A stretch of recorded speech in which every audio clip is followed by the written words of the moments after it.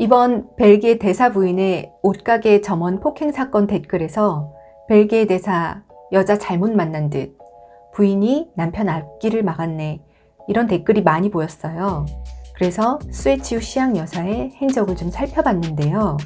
이번 폭행 사건 이전에도 시앙 여사가 벨기에 대사 부인으로서 처신을 잘한 것 같지는 않아요.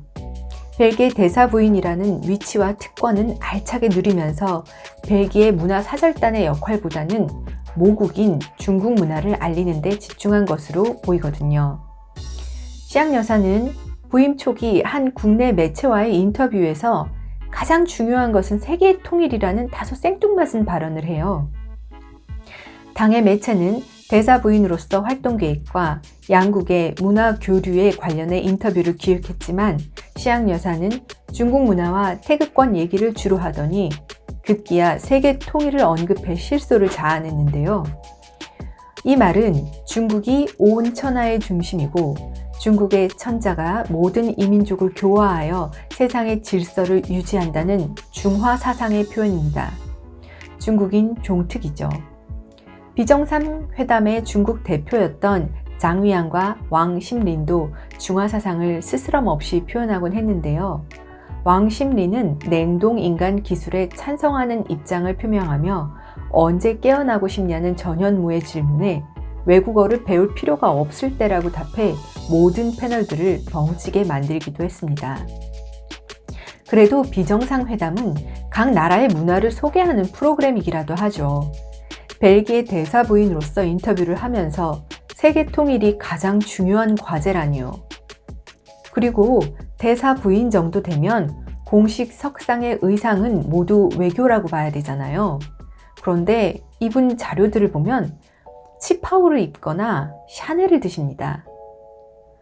한국 매체와의 인터뷰에서도 벨기에와 중국의 문화를 알리기 위해 애쓸 것이라고 말은 하지만 이미 한국에서 태극권 교습을 시작한 지 3개월째라며 태극권 얘기에 집중하죠. 다만 코로나로 국내에서 많은 활동을 하지는 못한 것으로 보입니다. 그러나 이분이 중국인이라는 것도 이번 폭행 사건으로 경찰 조사를 받으며 드러난 사실이고 시앙 여사는 국내에서 벨기에 대사부인으로 활동했어요.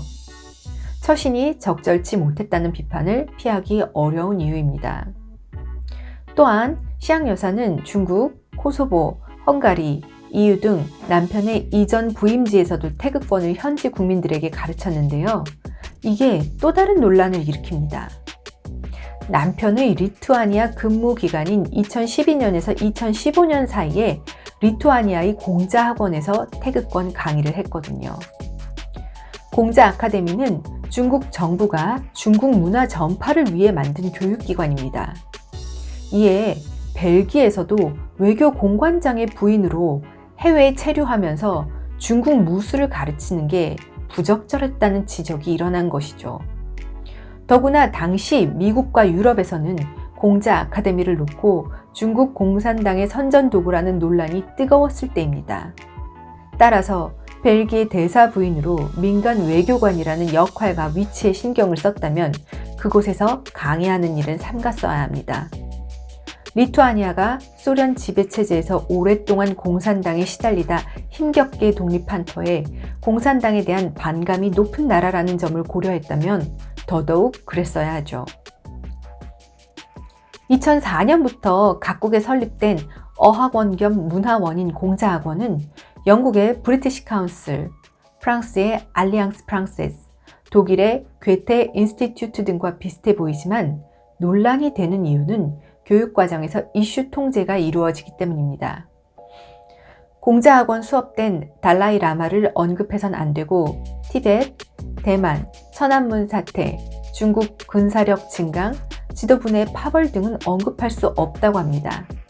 학문의 표현과 자유를 직접적으로 침해하니 서구 사회에서는 용납될 수가 없는 거죠. 교묘하게 공산당을 찬양하고 공산주의를 추입시키고 있다는 주장이 끊임없이 제기됐고 미국과 유럽의 선진국에서는 경론을 거쳐 2014년 캐나다를 시작으로 줄줄이 폐쇄되고 있습니다.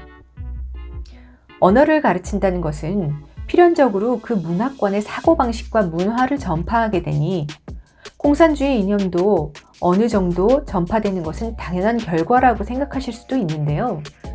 서구 사회는 공자학원이 중국 정부의 막대한 재정 지원을 받아 운영되면서 대학생들을 상대로 여론 조작을 시도하고 있다는 점에 주목하고 있습니다.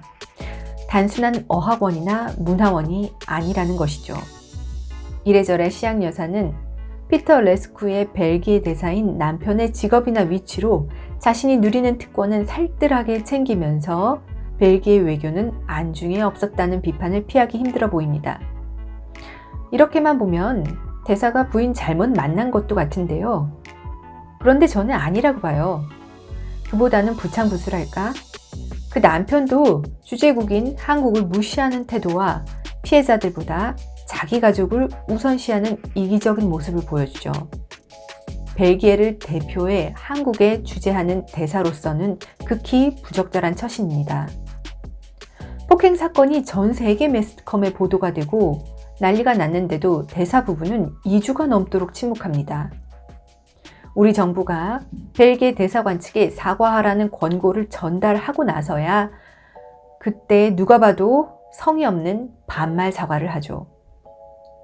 이 대사 벨기에 겐트대에서 동양문헌학을 전공하고 중국에서 중국 현대사와 현대 중국어를 공부할 정도로 동양에 관심이 많은 인물입니다. 한국 문화에 대해서도 잘 알아요. 한국 언론과의 인터뷰에서 엄격한 위계 질서와 체면을 중시하는 유교가 한국 사회에 굵직한 흔적을 남겼다며 한국 문학으로는 백석의 시가 좋다고 얘기합니다. 당새 먹은 강아지같이 조아라고 집오래를 설레다. 뚜물같이 흐린 날 동풍이 설렌다라는 문구는 평생 잊지 못할 것 같다라는 말도 하죠. 즉 한국말의 정서와 언어의 이해도가 깊은 사람이에요. 그런데 반말 사과? 지난 영상에서도 말씀드렸듯이 절대로 실수가 아닙니다. 중국인들한테 뺨 맞고 우는 한국 인종차별주의자들 구경하는 것이 재밌다라는 댓글에 벨기에 대사관 명의 아이디로 웃는 답변을 단 거. 그것도 절대 실수일 리가 없어요. 이건 거듭 말씀드리지만 우리 정부가 정식으로 항의하고 따져야 할 일입니다. 그 이모티콘이 삭제된 것도 우리 네티즌들이 퍼날르면서 문제가 되니까 삭제한 것이지 그들 스스로 알아서 삭제한 것도 아니에요. 이렇게 대놓고 한국을 무시하는 자신의 행동들이 외교적 분란을 일으킬 것이라는 걸 분명히 알았을 텐데도 이랬다는 건 한국을 얼마나 얕봤으면 이럴 수 있을까 싶습니다. 물론 사건이 이 지경까지 된 것은 우리 정부의 안이한 대처가 크게 한몫했지만 저는 한국에 대한 무시나 인종차별적인 성향, 갑질에 대한 무개념과 이기적인 성향 등은 부부가 비슷하다고 봅니다. 지금 마지막으로 대사 부부가 과연 피해자들에게 손해배상을 하고 출국할지가 문제인데요. 지금까지 손 놓고 있었던 정부가 나서서 마지막이라도 자국민 보호 의무를 다해 주었으면 합니다. 재밌으셨다면 구독, 좋아요 부탁드려요. 끝까지 들어주셔서 감사합니다.